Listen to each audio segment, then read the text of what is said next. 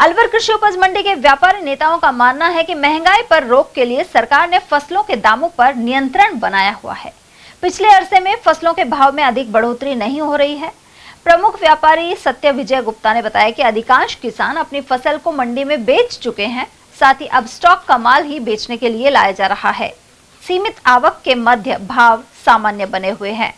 Sir, कृषि उपज मंडी अलवर में जो कितनी फसलों की आवक हो रही है, क्या भाव चल रहा है, कैसी क्वालिटी आ रही है? इस टाइम सरसों की फसल आ रही है, गेहूं आ रहे हैं, बाजरा भी आ रहा है। आवक काफी कमजोर है, कपास भी आ रही है, लेकिन कम कम मात्रा में सभी चीजें आ रही है। क्या भाव चल रहा है सर? सरसों का भाव 6200 से लेके 6950 तक बिक रहा है। चने का भाव 5100 से 5400 रुपये बिक रहा है।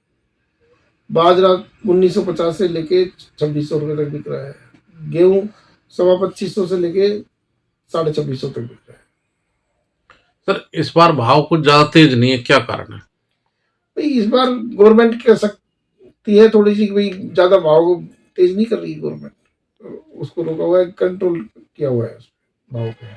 सरकार क्यों भाव को रोकना चाहती है सर? क्या किसान को ज्यादा भाव नहीं देना चाहती सर? किसानों का माल बिक लिया है, अब स्टॉक माल है, किसानों का नहीं है। अगर सरकार भाव के ऊपर नियंत्रण नहीं रखेगी तो भाव बेकाबू हो जाते हैं, इसलिए और उपभोक्ताओं को नुकसान होता है। इसलिए उपभोक्ताओं को फायदा देखते हुए सरकार उसका ऊपर अंकुश रखती है।